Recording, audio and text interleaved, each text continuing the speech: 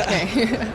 3, 2, 1. Helen Yee here with Eyes on the Game here at the United Center, being joined by the man himself, the Funk Master, Mr. Aljamain Sterling, here for UFC 238 Fight Week. Now, the face-offs just happened between you and Pedro Munhoz, and there was a bit of tension. What was going on there? Yeah, I didn't know what all that was about. It seems like he's a little bit angry at me.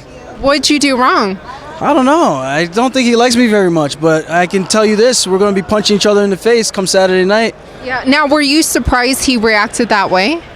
I mean, I heard him talking a little bit of shit in all his interviews and call me a bitch, the P word, and, you know, if this was Brazil, something, I don't know. He's Mr. Polite Pedro doesn't seem to be Mr. Polite Pedro as we once suspected.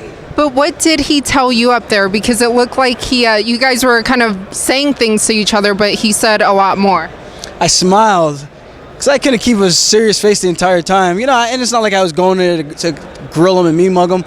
Just to get a feel of the energy that he's bringing, you know, to kind of see what he wants to bring to the octagon. And after I smiled, he said, "You won't be smiling, you're going to make you my bitch." No, he said, "I'm not smiling, I'm going to make you my bitch." I said, "Oh, shit." I was like, "We'll see about that. You're too slow. You're too slow." And then showed him a little bit of the reflexes, and I think that surprised him a little bit. Even Dana White, I think he got caught a little bit off guard. Didn't realize how fast I was. I think I might have turned the light off and turned it back on before he was even able to realize that.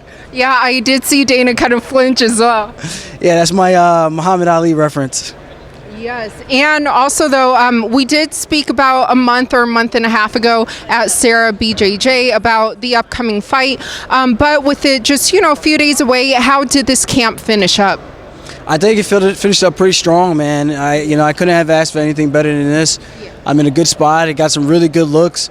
Our team is on a phenomenal win streak right now. We had Pumi Nakuta, our amateur guy. He is, if anyone could mimic any fighter out there, is that guy. He's a flyweight, super fast. I think I used to compare him to Mighty Mouse back in the day, and that was before, just because of the speed. But now he's super technical, and he's grown over the past 4 years. And a training partner like that to mimic the leg kicks and the combinations that Pedro seems to have a tendency of throwing, he seems to be the same fighter, So we've gotten some good looks with him, got some good looks with Marab, Matt Frivola, bigger guys I've been sparring with to bring the power. And these guys are having a hard time hitting me, having a hard time figuring out what I'm going to do. And I can't see it being any different from Mr. Pedro Munhoz. So how do you see the fight ending, though? I honestly think it really depends on how aggressive he wants to get. Yeah. We can make this a slower, methodical fight and slowly break his ass down, or we could go fast-paced right out of the gate and see whose cardio is gonna last longer. And I think I'm gonna win in that department and finish him either in the first or the second round. Do you know that is the title shot guaranteed after for you if you win? I mean, the UFC does what the UFC does, so I have no idea who's it going to be. Yeah. But I do believe they all know that this is a true number one contender fight. I'm ranked 3rd in the world. Yeah. Pedro's ranked 4th in the world. I think it doesn't get any better than that in terms of what you can ask for the next ranked guy. Marlon's going to be fighting for the number one contender shot. So granted, he wins, Pedro and I move up in the slot.